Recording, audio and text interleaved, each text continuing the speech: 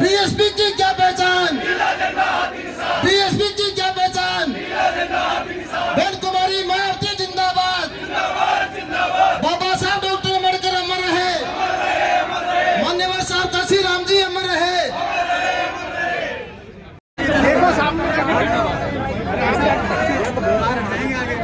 ऐसा थोड़ा सा सामने से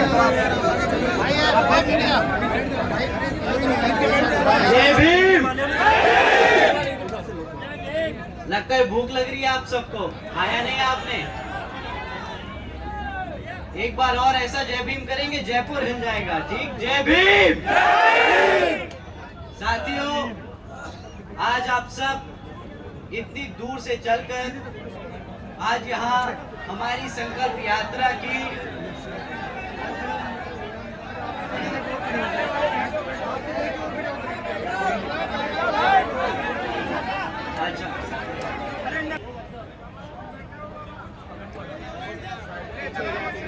ग्राउंड थोड़ा छोटा है तो आप सबको तकलीफ हो रही है, मैं समझ सकता हूँ, पर आप सब इतने देर से इंतजार कर रहे हैं। हमारी माताएं बहनें जो इतनी दूर से आई हैं, पहले तो एक बार जोरदार तालियां हो जाए हमारी माताओं बहनों के लिए। हमारे सारे बड़े बुजुर्ग, हमारे युवा साथी और हमारे मीडिया बंधु, आप सभी का भी मैं तहे दिल से धन्यवाद करता हूँ कि आप सब जो यहाँ हमारी संकल्प यात्रा के समापन पे आए हैं। साथियों,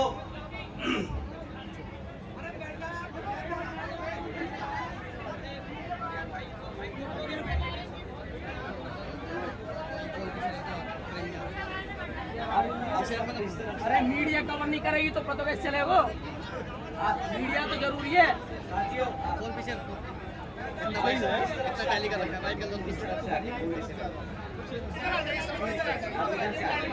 हमारी माताओं, ठीक, सब कुछ। साथियों, अपनी बात रखने से पहले मैं सबसे पहले अपने सभी संतों, गुरुओं, महापुरुषों को, जिसमें खासकर महात्मा ज्योतिबा फूले, छत्रपति शाहू जी महाराज, नारायणा गुरु, पेरियार रामास्वामी जी, बाबा साहब डॉक्टर भीमराव अंबेडकर जी एवं मान्यवर साहब श्री काशी राम जी को नमन करता हूँ। मान्यवर साहब श्री काशी राम जी के विचारधारा को और उनकी एकमात्र उत्तराधिकारी हमारी आदरणीय बहन कुमारी मायावती जी को मैं नमन करता हूँ। उत्तर प्रदेश की 4 बार मुख्यमंत्री, लोकसभा व राज्यसभा की कई बार सदस्य रही आदरणीय बहन कुमारी मायावती जी ने सभी SC, ST, OBC एवं अल्पसंख्यक समाज के साथ साथ सर्व समाज में से गरीबों और कमजोरों के लिए अपना पूरा जीवन समर्पित किया है और मुझे गर्व है कि मुझे ऐसे महान नेता के नेतृत्व में काम करने का मौका मिल रहा है। आदरणीय बहन कुमारी मायावती जी का मैं हार्दिक अभिनंदन और आभार व्यक्त करता हूं। आज यहाँ जयपुर में आप सबके सामने जो अपनी बात रखने का मुझे सौभाग्य मिल रहा है, तो मैं आप सभी का एक बार फिर से तहे दिल से धन्यवाद करता हूं। साथियों, मैं आज आपसे कुछ जरूरी बातें कहना चाहूंगा, जैसे कि यहाँ पर सुरक्षा के ऊपर, शिक्षा पर, महंगाई पर, रोजगार पर और विकास पर। परंतु बात रखने से पहले मैं आप सबको बाबा साहब डॉक्टर भीमराव अंबेडकर जी की एक बात बताना चाहूंगा। जब बाबा साहब जी ने भारत की संविधान के बारे में लिखना शुरू किया था, तब वे एक समता मूलक समाज की स्थापना करना चाहते थे और बाबा साहब ने लोकतंत्र की कुछ इस तरह व्याख्या की थी: a form and a method of government whereby revolutionary changes in the economic and social life of people are brought about without bloodshed। बाबा साहब के विचारों का भारत कुछ इस तरीके से था।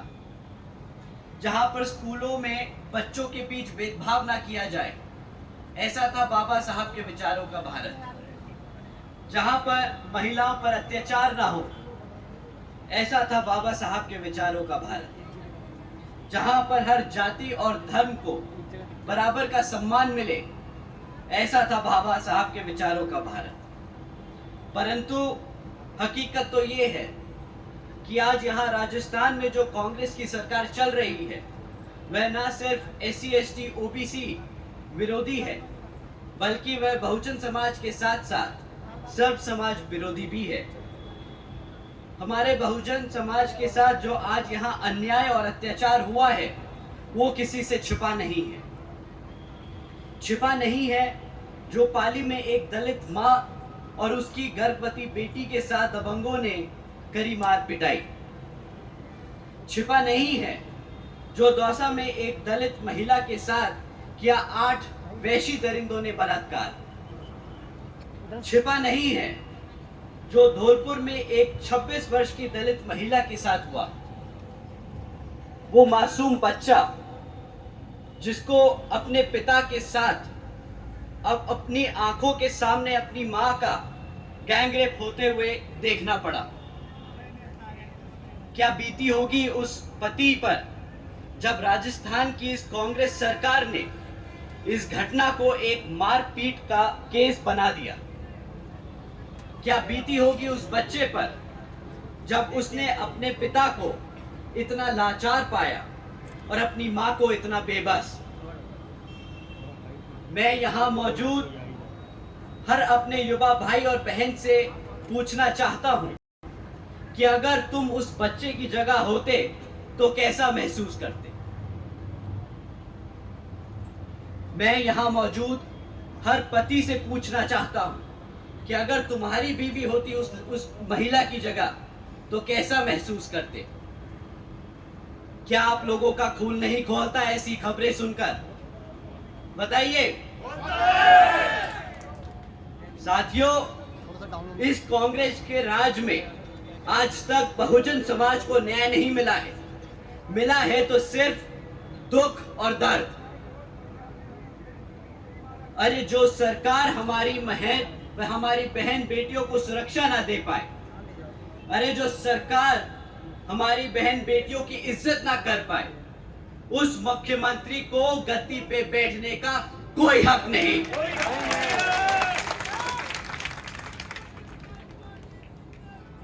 साथियों, इनकी असलियत आप सबके सामने है। जातिवादी मानसिकता इनके खून में दौड़ती है। छिपा नहीं है कि किस तरह इस जातिवादी मानसिकता रखने वाली कांग्रेस सरकार ने हमारे बहुजन समाज के बच्चों को आज तक अशिक्षित रखा है।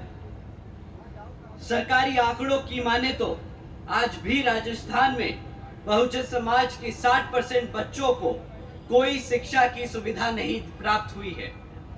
और अगर किसी तरह वो बच्चे 40% बच्चे सरकारी स्कूल तक पहुंच जाएं, तो 70% स्कूलों में आज भी बिजली की व्यवस्था नहीं है और साथ ही साथ 70% स्कूलों में कंप्यूटर्स की भी व्यवस्था नहीं है। अगर मैं इनकी नाकामियां गिनाने बैठूं तो शायद समय कम पड़ जाएगा, पर हकीकत तो ये है कि आज भी राजस्थान में हमारे बच्चों को अशिक्षित रखा जा रहा है ताकि हम अपने बच्चों को उनके पैरों पर ना खड़ा कर पाए। छिपा नहीं है कि किस तरह राजस्थान में महंगाई आज आसमान छू रही है। आज पेट्रोल राजस्थान में 100 रुपए से ऊपर का बिक रहा है। इस कांग्रेस की सरकार ने 2018 के अपने मैनिफेस्टो में कहा था कि वह महंगाई कम करने के लिए सख्त कदम उठाएंगे। अब 4 साल बाद जब इलेक्शन हम सबके सर पर है, तो इन्फ्लेशन रिलीफ कैंप के नाम पर सिर्फ 25 दिन की रोजगार देने का वादा, 200 यूनिट बिजली फ्री देने का और 500 रुपए में गैस सिलेंडर देने का वादा कर रहे हैं। गरीबों के साथ इससे बड़ा मजाक कर सकता है तो नहीं, बताइए। क्या एक कैंप लगा देने से यहाँ की महंगाई कम हो जाएगी? साथियों, साथियों, छिपा नहीं है कि किस तरह पिछले 4 सालों से हमारे युवा साथी बेरोजगार घूम रहे हैं। आज भी राजस्थान में 18.5 लाख से ज्यादा युवा बेरोजगार हैं और इन्हीं महान उपलब्धियों की वजह से राजस्थान की कांग्रेस सरकार ने राजस्थान को पूरे भारत में दूसरे नंबर पे लाकर खड़ा कर दिया। भारत के बेरोजगार की दौड़ में, आज भारत की बेरोजगार की दौड़ में राजस्थान दूसरे नंबर पे आके खड़ा हो गया है। खाली यही नहीं, पिछले 4 सालों में 10,000 से ज्यादा युवाओं ने आत्महत्या की क्योंकि उन्हें रोजगार नहीं मिल पाया। कांग्रेस की सरकार ने इन 10,000 सुसाइड केसेस को, इन 10,000 हत्याओं को सुसाइड का नाम दिया है। हम इनको हत्या का नाम देते हैं। साथियों, कांग्रेस की सरकार के हाथों पर वो खून है उन 10,000 से ज्यादा मासूम बच्चों का जिनको झूठा भरोसा दिया था इन धोखेबाज कांग्रेस की सरकार वालों ने कि रोजगार मिलेगा। छिपा नहीं है किसी से छुपा नहीं है कि किस तरह आज भी यहाँ पर आपके पास पक्की सड़कें नहीं है, आज भी यहाँ पर आपके पास साफ पानी नहीं है, आज भी यहाँ पर आप सबके पास 24 घंटे बिजली नहीं है। साथियों, ये कांग्रेस की विफलताएं नहीं, ये कांग्रेस की मनवादी सोच है। कमजोर को दबाकर रखना। साथियों, अगर कांग्रेस इस तरह है तो बीजेपी कुछ कम नहीं। बीजेपी की केंद्र सरकार ने पहले आपके नोट गैरकानूनी बता दिए नोटबंदी के नाम पर, यह कहकर कि इससे काला धन खत्म हो जाएगा और वो जो लोग दोषी हैं, काला धन ऐंठे बैठे हैं, उनको सजा मिलेगी। परंतु आज तक एक भी दोषी ना पकड़ा गया है और ना ही कोई जेल पहुंचा। बीजेपी की केंद्र सरकार ने हमारे किसान भाइयों को वादा किया था कि उनकी आमदनी दुगनी कर दी जाएगी, लेकिन हकीकत तो ये है कि हमारे किसान भाइयों की आय दिन पे दिन घटती जा रही है। बीजेपी की केंद्र की सरकार ने वादा किया था 2022 तक कि हर बेघर को घर दिया जाएगा, लेकिन यह वादा भी उनके बाकी दूसरे वादों की तरह ही झूठा निकला। बीजेपी की केंद्र सरकार ने वादा किया था कि सालाना 2 करोड़ नौकरियां दी जाएंगी, लेकिन अगर सरकारी आंकड़ों की माने तो आज देश में 12.5 करोड़ नौकरियां पहले से भी कम हो चुकी हैं।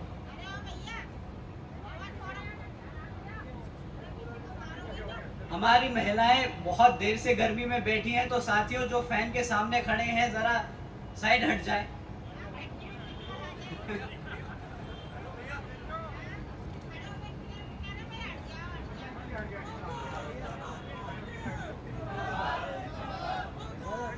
साथियों, ना बीजेपी ने नौकरियां दे पाई, ना बेघरों को घर दे पाई और ना किसानों को उनकी आय दुगनी कर पाए। बस डबल इंजन सरकार का ढिंडोरा पीटते रहते हैं पूरे देश में। साथियों, आदरणीय बहन जी ने कभी भी लंबे चौड़े वादे नहीं किए, बस अपने समाज के साथ साथ सर्व समाज के लिए कानून व्यवस्था और सामाजिक व्यवस्था के लिए अनेकों कार्य करके दिखाए हैं। आदरणीय बहन जी ने हमारे सभी संतों, गुरुओं और महापुरुषों के सम्मान में कई जिले और यूनिवर्सिटीज के नाम रखे, जैसे Gautam Buddha university, Ambedkar university, Chhatrapati Shahuji Maharaj university, Mahatma Jyotiba Phule नगर, महामाया नगर, संत कबीर नगर। साथियों, बहन जी ने अपने महापुरुषों के सम्मान में ये सब काम इसलिए किए ताकि हमारी आने वाली पीढ़ी अपने संतों और गुरुओं को कभी ना भूले। आदरणीय बहन जी ने सावित्रीबाई फुले बालिका शिक्षा योजना के तहत 7 लाख से ज्यादा बच्चियों को 12वीं तक की शिक्षा प्राप्त करने हेतु 600 करोड़ से ज्यादा की लागत इन बच्चियों को अपने पैरों पर खड़ा कर एक उज्जवल भविष्य देने के लिए खर्ची। आदरणीय बहन जी ने देश में पहली बार सरकारी कॉलेजेस के स्टूडेंट हॉस्टल्स में अन्य पिछड़े वर्गों के छात्रों के लिए 27% आरक्षण की व्यवस्था तय की। आदरणीय बहन जी ने महामाया गरीब बालिका आशीर्वाद योजना के तहत 3,25,000 बच्चियों को 1 लाख रुपए देने का काम किया। आपको जानकर हैरानी होगी कि इस योजना के तहत 3,250 करोड़ रुपए बहन जी ने अपनी बच्चियों को सीधा उनके बैंक खातों में दिए। आदरणीय बहन जी ने अपने शासनकाल में 12,000 करोड़ की लागत से हमारे SC, ST, OBC व आदिवासी समाज के 3,50,000 से ज्यादा परिवारों को महामाया आवास योजना के तहत अपना खुद का घर दिया। साथियों, आदरणीय बहन जी ने अपने शासनकाल में 90,000 से अधिक शिक्षकों को सरकारी नौकरी दी, 1 लाख से अधिक सफाई कर्मचारियों की भर्ती की और 2 लाख से अधिक जवानों को पुलिस फोर्स में भर्ती किया। आदरणीय बहन जी ने SC, ST, OBC एवं अल्पसंख्यक समाज के साथ साथ सर्व समाज में से गरीबों और कमजोरों को मुफ्त में राशन देने जैसी योजनाएं नहीं चलाई। इनकी इन योजनाओं की वजह रोजगार देने के काम किए ताकि हमारा समाज अपने पैरों पर खुद खड़ा हो सके। और साथियों, यही है असल मायने में सर्वजन हिताय व सर्वजन सुखाय की नीति। साथियों, जैसा कि आपको मालूम है कि राजस्थान में अब कुछ ही समय में विधानसभा आम चुनाव होने वाले हैं और विरोधी पार्टियां किसी भी हद तक गिरकर साम दाम दंड भेद का इस्तेमाल कर सकती हैं। तो मैं बहन जी की कुछ जरूरी बातें आप सबको बताने आया हूं जो आपको ध्यान में रखनी होगी। विरोधी पार्टियां आपको मुफ्त में राशन और बिजली देने के वादे कर सकती हैं, पर आपको ध्यान रखना होगा कि आपके बच्चे काबिल तभी बन सकते हैं जब उनको पढ़ाई और रोजगार के मौके मिले। मुफ्त में आज तक कोई काबिल नहीं बना है। विरोधी पार्टियां आपको धर्म के आधार पर बांटने का काम कर सकती हैं, पर आपको ध्यान रखना होगा कि बहुजन समाज पार्टी सर्वजन हिताय व सर्वजन सुखाय की नीति के आधार पर चल के यहाँ सभी धर्म और सभी जातियों को बराबर का सम्मान दिलाने का काम कर रही है। विरोधी पार्टियां अपने चमचों का इस्तेमाल कर आपको भ्रमित कर सकती हैं और इनके चमचे आपके देश के कोने कोने में आजकल घूम रहे हैं। आजकल समाज में एक ऐसा ही चमचा आप लोगों के बीच में घूम रहा है।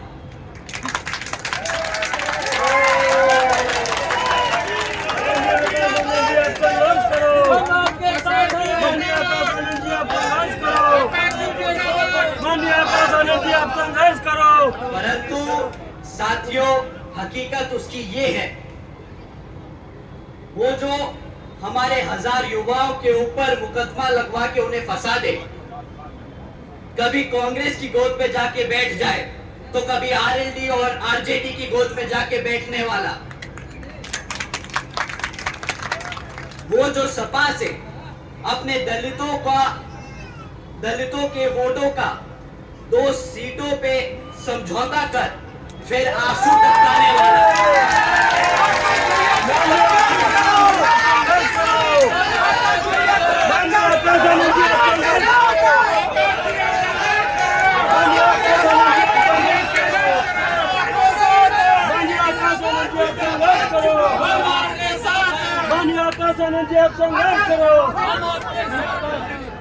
वो जो संविधान विरोधी केसीआर जैसे की गुलामी करने वाला आज अपने आप को संविधान का रक्षक बताता फिर रहा है।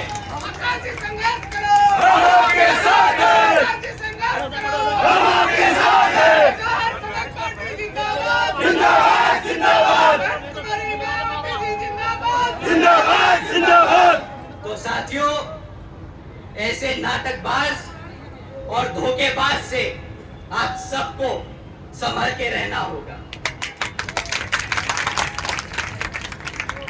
नीले झंडे वाले तो बहुत आएंगे, जैसे भेड़ के रूप में भेड़िए, लेकिन आपका झंडा वही है जिस पर हाथी का निशान है।